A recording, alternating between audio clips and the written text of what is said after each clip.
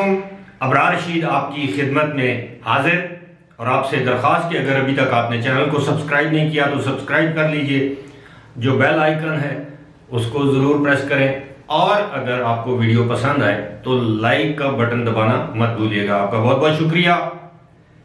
इससे पहले कि मैं अपने असल मौजू जो कि 5 साल मल्टीपल एंट्री वीज़ा जो टूरिस्ट के लिए है उसके लिए आप कैसे अप्लाई करें, इसके हवाले से मैं अपनी बात करूं या आपको इसका तरीक़ाकार बताऊं, उससे पहले एक दिलचस्प और हस्बे हाल एक कहावत है, वो मैं चाहूँगा कि आपकी खिदमत में पेश करूं और जो समझदार हैं वो इस कहावत से खुद ही समझ जाएंगे कि मेरा इशारा किस जानब है।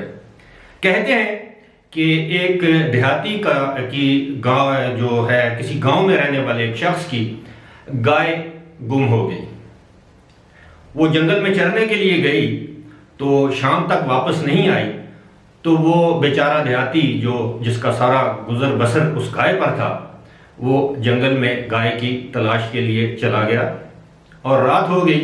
तो रात को उसको कुछ दिखाई दिया थोड़ा बहुत कि एक जगह उसकी गाय बैठी है, तो वो अपनी गाय के ऊपर सवार हो गया, उसके कान पकड़े और उसको कहा कि चलो वापस।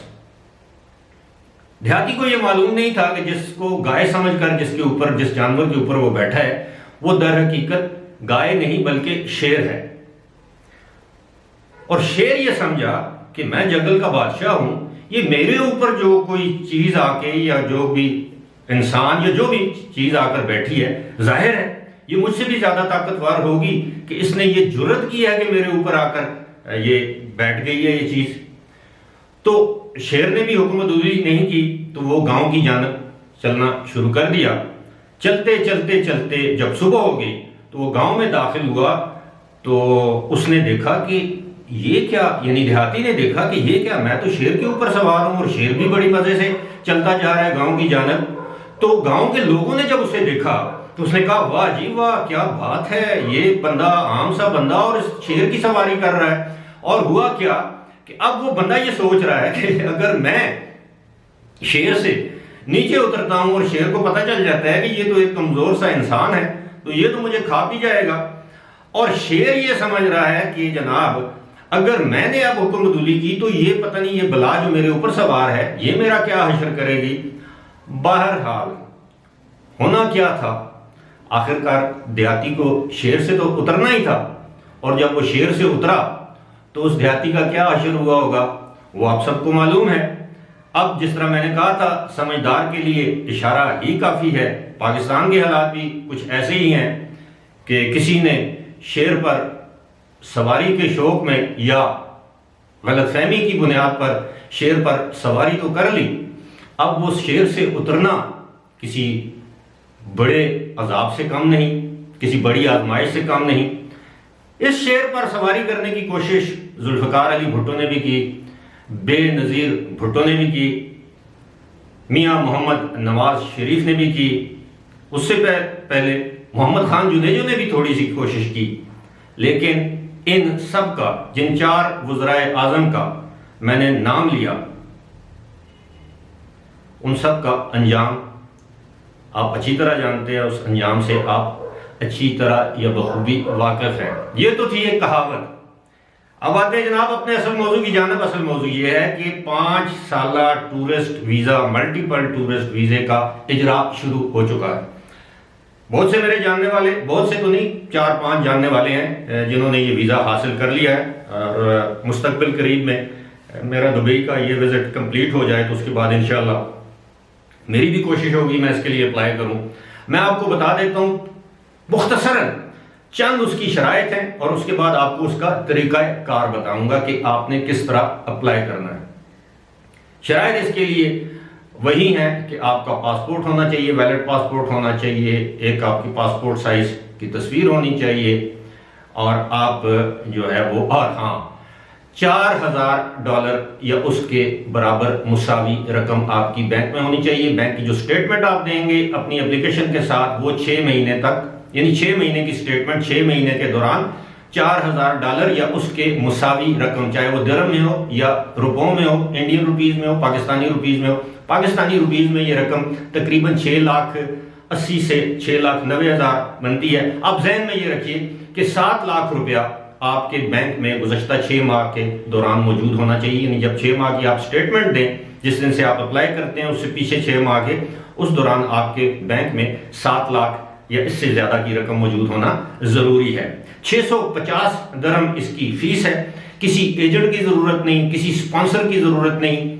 हाँ, एक चीज है कि आप सेल्फ स्पॉन्सर्ड होंगे और ये वीजा जो है वो आपको मिल जाएगा। उसके अप्लाई करने का तरीका ये है कि आप इनकी वेबसाइट पे जाएंगे, GDRFA की या ICA की।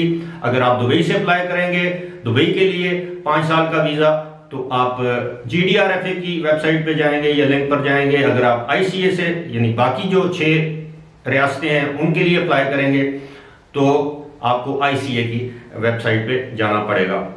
याद रहे कि अगर आपके पास दुबई का वीजा भी है, आप दुबई लैंड करते हैं तो आप पूरे UAE के लिए वो वीजा वैलिड होता है, क्योंकि जो वीजा इशू होता है वो UAE यूनाइटेड अरब एमिरेट्स की जानब से, मुत्तहदा अरब अमारात की जानब से जारी होता है। अब $4,000 की भी आ गई। अब उसके बाद जब आप ऑनलाइन जाके अप्लाई करेंगे तो बड़ा आसान तरीका है। आप साथ साथ आगे चलते जाएंगे, उसमें पासपोर्ट की डिटेल्स होगी, पासपोर्ट की वैलिडिटी होगी, आपकी नेशनैलिटी होगी। इसमें कोई ट्रैवल हिस्ट्री की जरूरत नहीं है कि आपने कभी पहले ट्रैवल किया है या नहीं किया है, आप सारी ये डिटेल्स डाल लेंगे। हाँ, एक चीज इसमें है कि एक जगह आके आपसे इस एप्लीकेशन में ये पूछा जाता है कि आपका दुबई में रेजिडेंस क्या होगा, मतलब आपने कहां पर कयाम करना है। दूसरी बात यह है कि ये भी मैं साथ साथ वजाहत करता चलूं कि आप 1 साल के दौरान 90 दिन के लिए UAE में कयाम कर सकते हैं। यानी जब आप जाएंगे एंट्री के बाद 90 दिन के लिए आपका कयाम हो सकता है, चाहे वो आप 1 गो में करें, यानी एक ही मरतबा 3 महीने गुजार दें, या बार बार जाएं और उसके बाद यानी एक एंट्री पर आप 90 दिन कयाम कर सकते हैं। 90 दिन के बाद आपको वापस आना होगा, फिर 1 महीने के बाद जाएं तो शायद 90 दिन ही है। या अब ये इसमें इबहाम है कि 1 साल में 90 दिन है या एक एंट्री के बाद 90 दिन है। लेकिन सहूलत उन लोगों के लिए जो हर मरतबा 400-500 दिरहम खर्च करते हैं या इससे भी ज्यादा विजिट वीजे पर, सिंगल एंट्री पर 30 दिन के वीजे के लिए, तो उनके लिए ये बहुत बड़ी सहूलत है। 5 साल में अब आपको 650 दिरहम में ये वीजा मिल जाता है।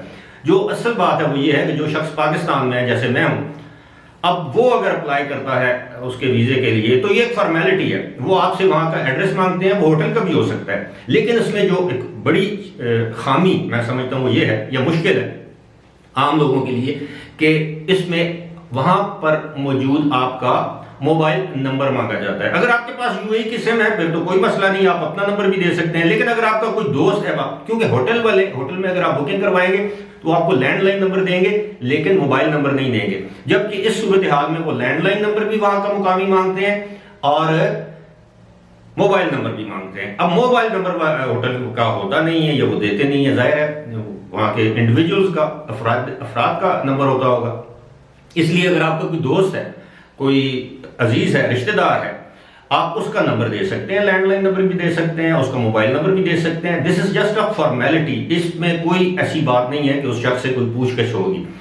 उसके बाद जब आप अप्लाई करेंगे तो तकरीबन 4 से 5 दिन के अंदर अंदर आपको ईमेल आ जाएगी कि आपका वीजा अप्रूव हो गया। उसके बाद एक और लिंक है, उस पर आप जाएंगे तो आगे आ जाएगा प्रिंट योर ई वीजा, यानी आप उसका प्रिंट आउट हासिल करेंगे। वो प्रिंट आउट आप लेकर जाएंगे, आपको किसी एम्बेसी में जाने की जरूरत नहीं है, पासपोर्ट पर ये वीजा इसका स्टिकर नहीं लगेगा। जब आप किसी भी एयरपोर्ट, अगर आपके पास दुबई का वीजा, आप दुबई लैंड करेंगे तो दुबई पे शायद आपके लिए आपके उस पासपोर्ट पर 5 साल की स्टैंप लगा दें वीजे की कि ये वीजा 5 साल के लिए वैलिड है। और अगर आपका पासपोर्ट इस दौरान साल, 6 महीने, 1 साल के बाद एक्सपायर होता है तो आप ये कीजिएगा कि आप जब नया पासपोर्ट बनाएं, क्योंकि आपका वीजा तो वैलिड है, आप पुराने पासपोर्ट पर को कैंसिल मत होने दें, उसको उसके साथ मुंसलिक कर दें नए पासपोर्ट के साथ, ताकि आपको मुस्तकबिल में UAE ट्रैवल करने में दुश्वारी पेश ना आए।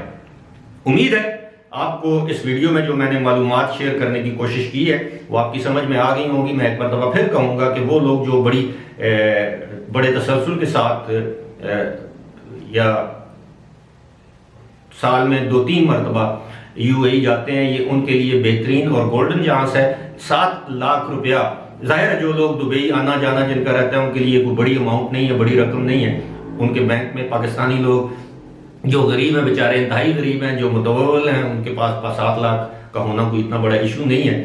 अगर इशू है तो आप किसी से उधार मांग लें 6 महीने के लिए, उसको बैंक में रख दें और बैंक की 6 महीने के बाद स्टेटमेंट जमा करवाएंगे तो इंशाल्लाह आपको वीज़ा मिल जाएगा। फिलहाल इसी के साथ मुझे दीजिए इजाज़त। खुदा हाफिज़।